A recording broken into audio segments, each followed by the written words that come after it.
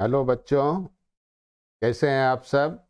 आज हम लोग सेमीकंडक्टर का अगला टॉपिक पढ़ेंगे जिसका नाम है इंट्रिंसिक सेमीकंडक्टर्स। तो चलिए शुरू करते हैं। इंट्रिंसिक सेमीकंडक्टर्स, आप देख पा रहे हैं कि यहाँ हमने लिखा हुआ है कि सेमीकंडक्टर जो हैं वो कितनी तरह के हैं होते हैं बच्चों। ये सेमीकंडक्टर है। सेमीकंडक्टर दो तरह के होते हैं, एक इंट्रिंसिक सेमीकंडक्टर और एक एक्सट्रिंसिक सेमीकंडक्टर। इंट्रिंसिक सेमीकंडक्टर किसको कहते हैं? जो बिल्कुल प्योर होते हैं, यानी उसमें कोई भी इम्प्योरिटी नहीं मिलाई जाती, उसे कहते हैं प्योर सेमीकंडक्टर। जैसा कि नाम से पता चल रहा है, तो प्योर सेमीकंडक्टर कौन से हुए? सिलिकॉन, जर्मेनियम, ठीक है, कार्बन। अगर ये प्योर फॉर्म में है तो अब हम कहेंगे कि ये इंट्रिंसिक सेमीकंडक्टर हैं। लेकिन अगर इसमें कोई इम्प्योरिटी ऐड कर दी गई है तो उसे हम कहेंगे एक्सट्रिंसिक सेमीकंडक्टर या इम्प्योर सेमीकंडक्टर। ये दो तरह के होते हैं, एक होता है एन टाइप और दूसरा होता है पी टाइप। तो आज हम लोग जो है वो सिर्फ इंट्रिंसिक सेमीकंडक्टर के बारे में डिस्कस करेंगे, यानी वो सेमीकंडक्टर जो बिल्कुल प्योर फॉर्म में हो, उसमें कोई मिलावट ना हो। तो प्योर सेमीकंडक्टर के बारे में हम लोग आज डिस्कस करेंगे, जिसको कहते हैं इंट्रिंसिक सेमीकंडक्टर। अब देखिए आपके सामने ये डायग्राम है। फिगर 1 में आप देख पा रहे हैं कि ये 3 डायमेंशनल डायमंड लाइक स्ट्रक्चर है सिलिकॉन का। यही जर्मेनियम का भी होता है और यही कार्बन का भी होता है। तो अगर आप पीरियोडिक टेबल में देखेंगे तो 4th ग्रुप में आपको ये एलिमेंट मिलेंगे, ठीक है। तो इनका स्ट्रक्चर बिल्कुल कैसा होता है? डायमंड की तरह होता है। तो फिगर 1 में हमने आपको ये दिखाने की कोशिश की है। अब आइए फिगर 2 में चलते हैं। फिगर 2 में देखिए, हमने सिलिकॉन की, फॉर एग्जांपल ये सिलिकॉन का स्ट्रक्चर है। सिलिकॉन का स्ट्रक्चर है, ऐसा ही सिलिकॉन का स्ट्रक्चर है। सिलिकॉन में क्या होता है? अगर आप उसका वो लिखें electronic configuration 1s2 2s2 2p6, ठीक है ना, यही तो होता है। 3s2 और 3p2। तो देखिए इसके पास जो है वो आउटर मोस्ट शेल में कितने इलेक्ट्रॉन आएंगे? 4 हैं। 3s2 और 3p2 में टोटल 4 हैं। और लेकिन होना कितने चाहिए? 8 होना चाहिए। ऑक्टेट इसको अपना पूरा करना चाहिए। तो आप देख रहे हैं येलो कलर से जो हमने दिखाया है, उसमें ये एक आइटम है, इसके पास 4 तो अपने इलेक्ट्रॉन हैं, लेकिन ये 4 बाकी 4 इलेक्ट्रॉन क्या करेगा? अपने पड़ोसी वाले आइटम से शेयर करेगा। ये जो रेड कलर से आप देख रहे हैं ये इलेक्ट्रॉन है, जो ये अपने इस वाले आइटम के साथ, इलेक्ट्रॉन के साथ शेयर कर रहा है। ये वाला जो है इधर से भी शेयर कर रहा है और ये इधर से भी शेयर कर रहा है। ये एक इलेक्ट्रॉन इधर से, चारों तरफ से एक एक इलेक्ट्रॉन अपने शेयर करके और अपना ऑक्टेट पूरा कर रहा है। तो जब इलेक्ट्रॉन आपस में शेयर करता है आइटम, तो उसको हम कहते हैं कोवैलेंट बॉन्ड। तो ये वाला स्ट्रक्चर जो आप देख पा रहे हैं, ये क्या चीज़ है बच्चों? ये है कोवैलेंट बॉन्ड। इसे कहते हैं कोवैलेंट बॉन्ड। तो कोवैलेंट बॉन्ड कब बनता है? कोवैलेंट बॉन्ड कब बनता है? जब इलेक्ट्रॉन्स शेयर करें आपस में। तो ये है कोवैलेंट बॉन्ड। कोवैलेंट बॉन्ड, ठीक है। तो जब टेम्परेचर जो है, टेम्परेचर बहुत लो होता है, या मान लीजिए कि ये 0 डिग्री के है, टेम्परेचर जो है वो 0 डिग्री के है, तो ये बिल्कुल इंटैक्ट रहते हैं, यानी इसमें कोई भी मूवमेंट नहीं होता है, ना इलेक्ट्रॉन का और ना किसी भी चीज़ का। तो ये 0 डिग्री के पे बिल्कुल अपने क्रिस्टल स्ट्रक्चर में रहते हैं, यानी इनका वैलेंस, इनके जो इलेक्ट्रॉन हैं वो वैलेंस बैंड में रहते हैं और इंटैक्ट रहते हैं। लेकिन जैसे ही टेम्परेचर आप इंक्रीज करते हैं, मान लीजिए कि टेम्परेचर आपने जो है वो टेम्परेचर इंक्रीज किया और अब हो गया 300 के, तो इसमें क्या हुआ है, जब टेम्परेचर इंक्रीज किया तो थर्मल एजिटेशन की वजह से इसको थर्मल एनर्जी मिली इलेक्ट्रॉन को। तो जब थर्मल एनर्जी इलेक्ट्रॉन को मिली, चलिए दूसरा डायग्राम से हम इसको समझने की कोशिश करते हैं कि जब इसको जो है थर्मल एनर्जी मिली, इस इलेक्ट्रॉन को, किसी भी इलेक्ट्रॉन को एक थर्मल एनर्जी मिली, तो क्या हुआ, तो क्या होगा कि ये जो इलेक्ट्रॉन है, ये इलेक्ट्रॉन मूव कर जाएगा अपनी जगह से, ये इलेक्ट्रॉन अपनी जगह से मूव कर जाएगा क्योंकि इसको थर्मल एनर्जी मिल गई है। जैसे कि मान लीजिए फॉर एग्जांपल ये इधर चला गया, ठीक, तो ये इलेक्ट्रॉन क्या हो गया, फ्री इलेक्ट्रॉन हो गया। ये इलेक्ट्रॉन क्या हो गया, फ्री इलेक्ट्रॉन हो गया। तो ये इलेक्ट्रॉन फ्री हो गया। काहे से फ्री हो गया, थर्मल एजिटेशन की वजह से, ठीक। अब ये यहाँ से तो चला गया, तो अब यहाँ पे क्या होगा, होल क्रिएट हो जाएगा, यहाँ पे होल क्रिएट हो जाएगा, ठीक है। तो अब ये इलेक्ट्रॉन, ये फ्री इलेक्ट्रॉन, इसको हम कहते हैं फ्री इलेक्ट्रॉन, फ्री इलेक्ट्रॉन। जाहिर सी बात है, फ्री जो इलेक्ट्रॉन है उस पर कौन सा चार्ज होता है, नेगेटिव चार्ज होता है। तो जब यहाँ से ये मूव कर गया इलेक्ट्रॉन, तो यहाँ पे क्या बना, होल बना। ये है पॉजिटिव चार्ज, इसे हम कहते हैं पॉजिटिव चार्ज। ये क्या चीज़ है बच्चों, ये है होल, और ये क्या है, पॉजिटिव चार्ज है। इसी तरह से मान लीजिए कि ये जो है दूसरा इलेक्ट्रॉन अपनी जगह से चला गया, फॉर एग्जाम्पल कोई सा भी एक इलेक्ट्रॉन हम ले लेते हैं और उसको मूव करा देते हैं। क्यों, क्योंकि ये मूव क्यों करेगा, ये मूव करेगा इसलिए क्योंकि आपने इसका टेम्परेचर इंक्रीज कर दिया, रूम टेम्परेचर कर दिया है। तो अब आप देख पा रहे हैं कि यहाँ पे क्या हो रहा है कि इलेक्ट्रॉन हट गया, तो अब ये क्या हो गया, एक होल क्रिएट हो गया, ठीक है। तो ये इलेक्ट्रॉन किसकी वजह से हटा, ये इलेक्ट्रॉन हटा हमारा क्योंकि टेम्परेचर इंक्रीज कर दिया था, तो इसलिए इसको जो है इनर्जाइज हो गया, ये एक्साइटेड हो गया और ये अपनी जगह से मूव कर गया, फ्री हो गया, कोवेलेंट बॉन्ड को इसने तोड़ दिया और वहाँ पे क्या क्रिएट हो गया, होल क्रिएट हो गया। तो आपने क्या ऑब्जर्व किया कि जितना इलेक्ट्रॉन निकला उतना ही होल क्रिएट हो गया, यानी नंबर ऑफ इलेक्ट्रॉन जो हैं वो, यानी मान लीजिए ये नंबर ऑफ इलेक्ट्रॉन्स को हम Ne से दिखाते हैं। ये क्या चीज़ है, number of electrons, number of electrons, free electrons हैं। हम यहाँ पे सिर्फ इलेक्ट्रॉन्स लिखते हैं, लिख रहे हैं। और N सफिक्स H क्या चीज़ है, नंबर ऑफ होल्स हैं, नंबर ऑफ होल्स हैं। तो आप ये देख पा रहे हैं कि जितना इलेक्ट्रॉन बाहर निकल रहा है उतना ही होल क्रिएट हो रहे हैं। तो इसका मतलब ये हुआ कि number of electrons is equal to number of holes, ठीक। और ये किसके बराबर, इसको हम कहते हैं Ni। तो Ni क्या चीज़ है, Ni क्या चीज़ है, intrinsic career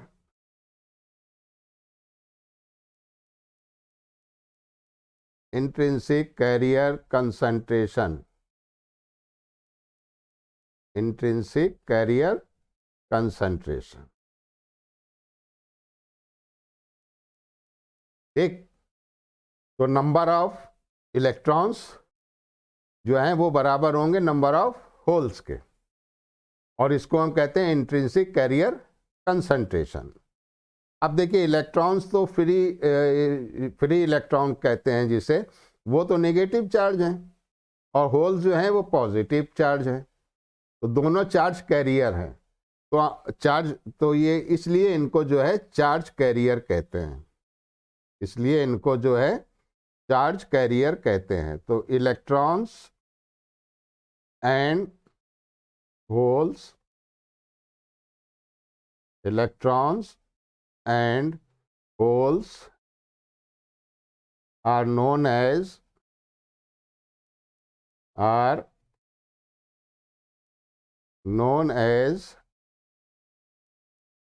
charge carrier, are known as charge carriers, क्योंकि ये अपने साथ चार्ज कैरी कर रहे हैं।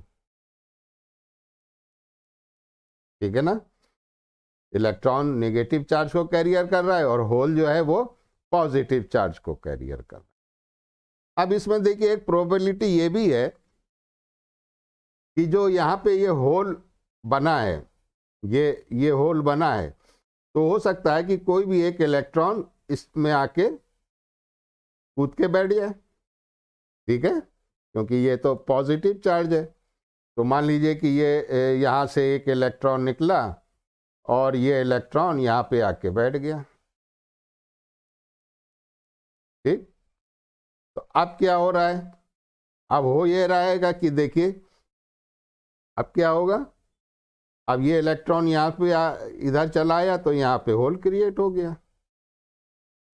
ठीक है, उसके बाद मान लीजिए कि कोई दूसरे आइटम को मौका मिला और वो जो दूसरे इलेक्ट्रॉन को मौका मिला और वो जो इलेक्ट्रॉन था वो मान लीजिए ये वाला है, ये जाके इसके पास बैठ गया, ये जाके इसके पास बैठ गया। तो अब देखिए यहाँ पे क्या हो रहा है, जहाँ से ये इलेक्ट्रॉन हटा है वहाँ पे देखिए जो होल क्रिएट हो जाएगा। तो ये जो आप देख पा रहे हैं इसे हम कहते हैं,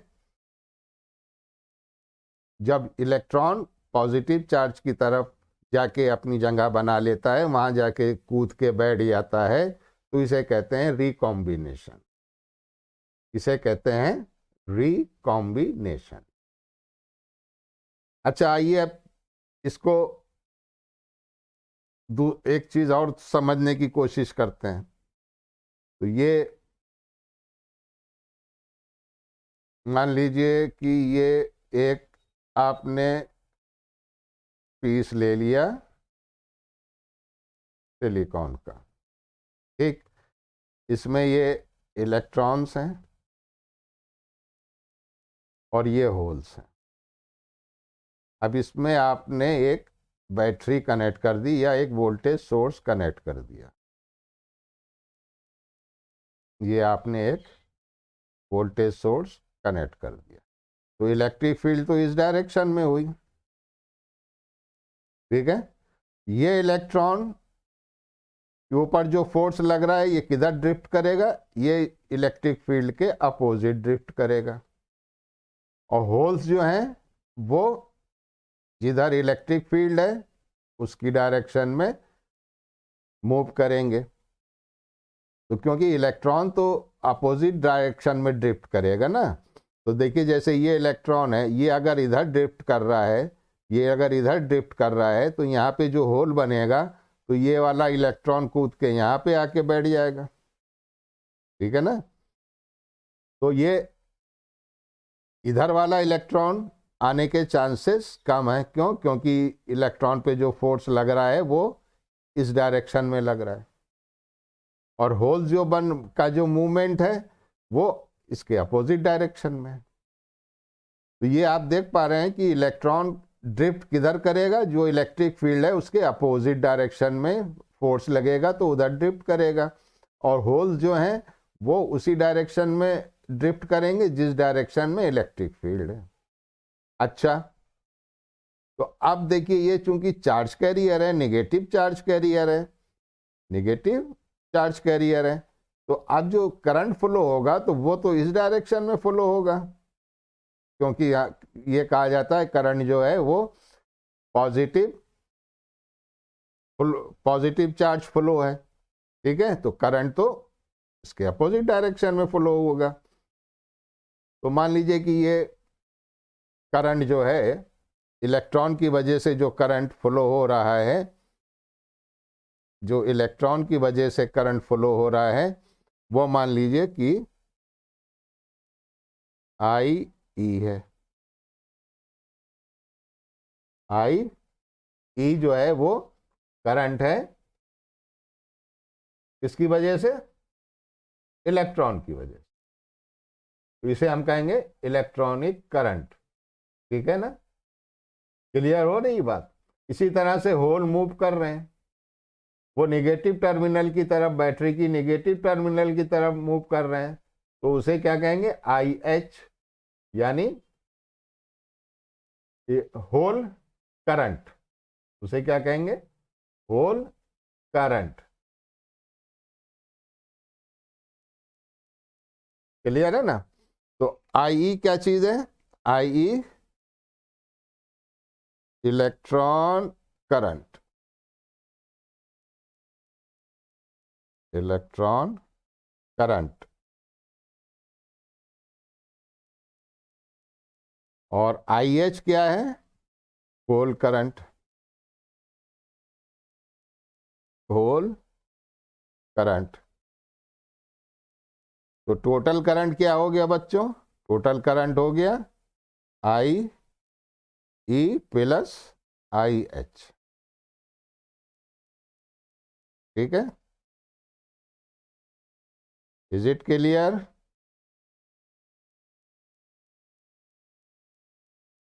क्लियर है? नहीं तो चलिए फिर से एक बार आपको हम बना के दिखा देते हैं कि ये ले लीजिए आप। ठीक है ना? इस सिलिकॉन का एक पीस आपने ले लिया और ये आपने बैटरी लगा दी, ये आपने बैटरी लगा दी। अब यहाँ पे तो ये इलेक्ट्रॉन है, ये इलेक्ट्रॉन है, ये होल है, ये होल है, ये इलेक्ट्रिक फील्ड ई है। ठीक है? तो इलेक्ट्रॉन के ऊपर जो फोर्स लगेगा वो इलेक्ट्रिक फील्ड के अपोजिट लगेगा। ठीक है? और होल पे जो फोर्स लगेगा वो इलेक्ट्रिक फील्ड के डायरेक्शन में लगेगा। या आप इसको ऐसे समझ लीजिए, ये चूंकि पॉजिटिव चार्ज कैरियर है तो ये नेगेटिव टर्मिनल की तरफ अट्रैक्ट होंगे, ये इलेक्ट्रॉन है तो ये पॉजिटिव चार्ज की तरफ अट्रैक्ट होंगे। और करंट को ये माना जाता है कि जो है ये पॉजिटिव चार्ज कैरियर है, तो ये करंट की डायरेक्शन हमारी ये हो गई, ये करंट आई हो गया। एक्चुअल डायरेक्शन तो इलेक्ट्रॉन की इधर है, लेफ्ट हैंड साइड की तरफ। तो एक करंट तो हो गया आई ई और एक करंट हो गया आई एच। तो टोटल करंट क्या हो गया? दोनों का सम। क्लियर? अब एक टर्म आता है रिकॉम्बिनेशन, जनरेशन और recombination, process of generation, process of generation. Process of generation का क्या मतलब है? कि जितने इलेक्ट्रॉन प्रोड्यूस हो रहे हैं, जितने इलेक्ट्रॉन फ्री हो रहे हैं because of the thermal energy, तो ये थर्मल एजिटेशन की वजह से जितने इलेक्ट्रॉन्स जो हैं वो फ्री हो रहे हैं, कोवेलेंट बॉन्ड को तोड़ रहे हैं, तो ये क्या हो रहा है? जनरेट हो रहा है। तो किस रेट से जनरेट हो रहा है? एक यूनिट टाइम में कितना जनरेट हुआ, तो उसे कहते हैं रेट ऑफ जनरेशन। उसे कहते हैं rate of generation, rate of generation, rate of generation. अब दूसरी चीज क्या हो रही है? ये तो होल जनरेट हो रहे हैं। अब ये जो जब पॉजिटिव चार्ज आया, यहाँ पे ये होल क्रिएट हो गया, तो कोई भी इलेक्ट्रॉन जो है वो कूद के इसके पास आके बैठ जाएगा। ठीक है ना? तो ये क्या हो रहा है? कॉम्बिनेशन, रिकम्बाइन हो रहा है। तो इस प्रोसेस को हम कहते हैं process of recombination, process of recombination, process of recombination. और एक यूनिट टाइम में ये कितना तेजी से ये रिकम्बाइन हो रहा है, इसे कहते हैं rate of recombination, rate of recombination.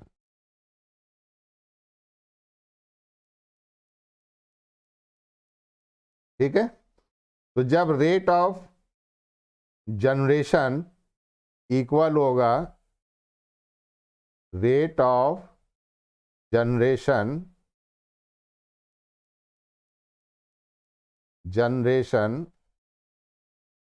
Equal होगा रेट ऑफ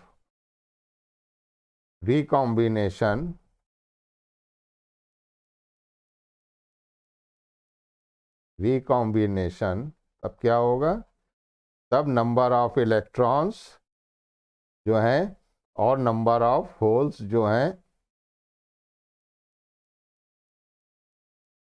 ये क्या होंगे, ये कांस्टेंट होंगे। ये दोनों चीजें, नंबर ऑफ होल्स और नंबर ऑफ इलेक्ट्रॉन्स, ये कांस्टेंट होंगे। कब, जब रेट ऑफ रीजनरेशन किसके इक्वल होगा, रेट ऑफ रिकॉम्बिनेशन के। ठीक है ना, क्लियर? बहुत आसानी से समझ में आने वाली चीज है, थोड़ा सा ध्यान दीजिए। अब आइए बात करते हैं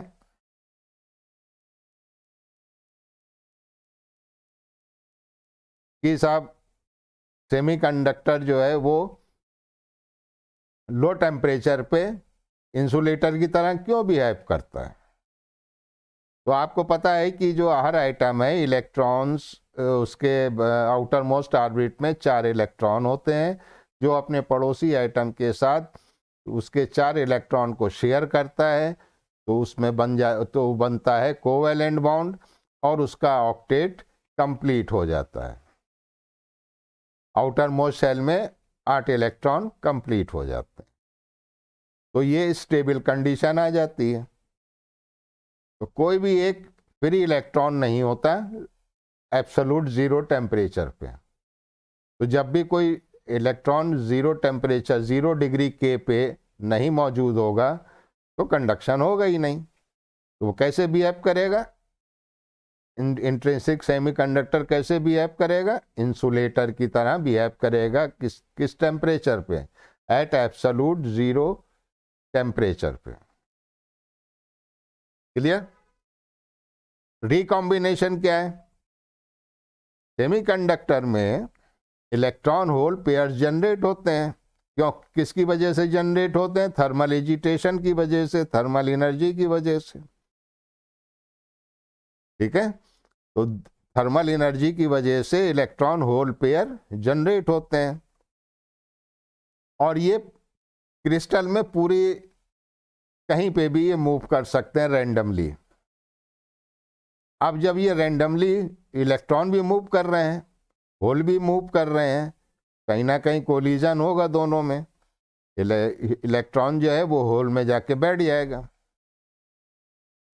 ठीक है ना, तो जब ये पोजीशन आ जाए कि इलेक्ट्रॉन होल को कैप्चर कर ले तो दोनों का एग्जिस्टेंस खत्म हो जाएगा, दोनों डिसअपियर हो जाएंगे। इस प्रोसेस को हम कहते हैं रिकॉम्बिनेशन। इस प्रोसेस को हम कहते हैं रिकॉम्बिनेशन। और रिकॉम्बिनेशन में बच्चों जो फ्री इलेक्ट्रॉन है वो डिसअपियर हो जाता है और फ्री होल भी डिसअपियर हो जाते हैं। क्लियर हुई बात? आइए अब इसको एनर्जी बैंड इसका कैसे होगा भाई, वो भी देख लिया जाए। तो देखिए आप पहले डायग्राम में, ये तो है हमारा कंडक्शन बैंड जो हमने यहाँ लिखा हुआ भी है, ये है कंडक्शन बैंड और ये है वैलेंस बैंड, इतना ये है वैलेंस बैंड।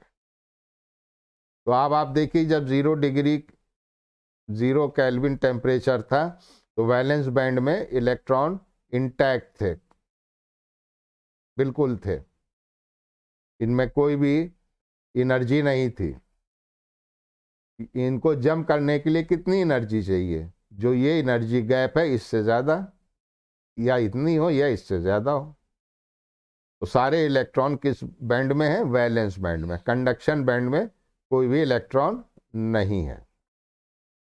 लेकिन जैसे ही टेम्परेचर इंक्रीज किया, T ग्रेटर देन 0 के, यहाँ के लिखना रह गया, 0 के, तो क्या होगा? थर्मल एजिटेशन की वजह से, थर्मल एनर्जी की वजह से यहाँ से ये इलेक्ट्रॉन कंडक्शन बैंड में चले जाएंगे, ये इलेक्ट्रॉन कंडक्शन बैंड में चले गए। तो अब क्या होगा कि ये होल क्रिएट हो गए। तो ये क्या चीज़ है? ये है होल। यहाँ से ये जंप कर गए क्योंकि थर्मल एजिटेशन की वजह से ये फॉरबिडन एनर्जी गैप को जंप कर जाते हैं और कंडक्शन बैंड में आ जाते हैं। यही इलेक्ट्रॉन जो हैं ये कंडक्टिविटी को अंजाम देते हैं। कंडक्शन इन्हीं इलेक्ट्रॉन की वजह से होता है। तो ये इसका एनर्जी बैंड डायग्राम है। एनर्जी बैंड डायग्राम पे हमने एक अलग वीडियो बनाया है, अगर आपने नहीं देखा है तो उसको ज़रूर देख लीजिए। तो बच्चों, ये था सेमीकंडक्टर के बारे में जो हम लोगों ने समझने की कोशिश की। कंक्लूजन में हम एक बार और रिवाइज कर दें कि जब सेमीकंडक्टर जो है प्योर फॉर्म में हो तो उसे हम कहते हैं इंट्रिंसिक सेमीकंडक्टर, और 0 डिग्री केल्विन पे वो बिल्कुल इंसुलेटर की तरह वर्क करता है, क्योंकि उसमें थर्मल एनर्जी नहीं होती, इलेक्ट्रॉन अपनी जगह बैलेंस बैंड में रहते हैं और उनके अंदर इतनी एनर्जी नहीं होती कि वो एनर्जी गैप को क्रॉस कर सके। तो 0 डिग्री के पे से इंट्रिंसिक सेमीकंडक्टर इंसुलेटर की तरह बिहेव करता है। अब जैसे ही ये रूम टेम्परेचर आया, या मान लीजिए इसका टेम्परेचर 300 के कर दिया, तो क्या होगा? थर्मल एजिटेशन की वजह से कोवैलेंट बॉन्ड टूट जाएगा और कोई इलेक्ट्रॉन बाहर निकल जाएगा। उस इलेक्ट्रॉन को हम कहते हैं फ्री इलेक्ट्रॉन। अब चूंकि ये इलेक्ट्रॉन है, इसके ऊपर चार्ज नेगेटिव चार्ज कैरी करता है, तो इसे हम कहते हैं फ्री इलेक्ट्रॉन, यानी चार्ज कैरियर। अब जब वहां से इलेक्ट्रॉन हट गया तो उसकी जगह खाली हो गई, उसे कहते हैं होल। ये होता है पॉजिटिव चार्ज कैरियर, यहाँ पे पॉजिटिव चार्ज हो गया। अब प्रोबेबिलिटी ये होती है कि अड़ोस पड़ोस का जो सिलिकॉन आइटम है उसका इलेक्ट्रॉन इस होल में जाके बैठ जाए। तो जब वो होल में जाके बैठ जाता है, तो जब अपनी जगह छोड़ता है तो वहां पे फिर होल क्रिएट हो जाता है। तो इसका मतलब ये हुआ कि इलेक्ट्रॉन की जो डायरेक्शन है उसके अपोजिट होल की डायरेक्शन है। दूसरी बात क्या पता चली कि जितने इलेक्ट्रॉन फ्री हो रहे हैं उतने ही होल क्रिएट हो रहे हैं। तो नंबर ऑफ इलेक्ट्रॉन जो है वो किसके बराबर होंगे? नंबर ऑफ होल्स के बराबर होंगे। और इनको हम क्या कहते हैं? Intrinsic carrier concentration. अब आपने इसको इनर्जाइज किया, थोड़ा टेम्परेचर दे दिया, जैसा कि एनर्जी बैंड डायग्राम में आपको दिखाया है कि ये कंडक्शन बैंड में चले गए। अब एक पीस आपने ले लिया सिलिकॉन का और उसको जो है कनेक्ट कर दिया बैटरी से, जैसा कि इस डायग्राम में दिखाया। तो इलेक्ट्रॉन के ऊपर जो फोर्स लगेगा वो अपोजिट डायरेक्शन में, वो किधर ड्रिफ्ट करेगा? इलेक्ट्रिक फील्ड की अपोजिट डायरेक्शन में। और होल किधर मूव करेंगे? जिधर इलेक्ट्रिक फील्ड की डायरेक्शन है। लेकिन करंट जो है वो पॉजिटिव कैरियर कहलाता है। तो टोटल करंट क्या होगा? इलेक्ट्रॉन करंट और होल करंट का सम। तो इलेक्ट्रॉन नेगेटिव चार्ज कैरियर है, होल पॉजिटिव चार्ज कैरियर है, दोनों की वजह से करंट फ्लो होगा। जो इलेक्ट्रॉन की वजह से करंट फ्लो होगा उसे हम कहेंगे इलेक्ट्रॉन करंट, जो होल की वजह से फ्लो होगा उसे हम कहेंगे होल करंट। और टोटल करंट क्या होगा? इलेक्ट्रॉन करंट और होल करंट का सम होगा। ये बात क्लियर हो गई। दूसरी बात क्या थी कि जब इलेक्ट्रॉन जाके होल में बैठ जाएगा तो उसे हम कहते हैं रिकॉम्बिनेशन। और उसे हम क्या कहते हैं? रिकॉम्बिनेशन। और किस रेट से ये कंबाइन हो रहा है एक यूनिट टाइम में, क्या रेट है इसका कॉम्बिनेशन का, उसे कहते हैं रेट ऑफ रिकॉम्बिनेशन। इसी तरह से इलेक्ट्रॉन जो फ्री हो रहा है वो फ्री इलेक्ट्रॉन है, यानी जनरेट हो रहा है, चार्ज कैरियर जनरेट हो रहे हैं, तो उसे कहते हैं प्रोसेस ऑफ जनरेशन। और एक यूनिट टाइम में कितना जनरेट हो रहे हैं उसे कहते हैं रेट ऑफ जनरेशन। जब रेट ऑफ जनरेशन और रेट ऑफ रिकॉम्बिनेशन इक्वल हो जाए तो नंबर ऑफ इलेक्ट्रॉन और नंबर ऑफ होल्स जो है वो कांस्टेंट हो जाते हैं। तो ये था बच्चों आज का टॉपिक जिसको हम लोगों ने डिस्कस किया, इंट्रिंसिक सेमीकंडक्टर। आपको वीडियो कैसा लगा हमको कमेंट सेक्शन में ज़रूर बताइए, और वीडियो को लाइक और शेयर करना ना भूलिएगा। बहुत मेहनत से आप लोग के लिए वीडियो बनाते हैं, आपके लाइक और शेयर करने से हमें हौसला अफजाई मिलती है, मोटिवेशन मिलता है। और चैनल को सब्सक्राइब करना ना भूलिएगा, चैनल को ज़रूर सब्सक्राइब कीजिए, अपने दोस्तों को बताइए इस चैनल के बारे में। मिलते हैं अगले लेक्चर में जिसका नाम होगा एक्सट्रिंसिक सेमीकंडक्टर। तब तक के लिए अपना ध्यान रखिए। Good bye.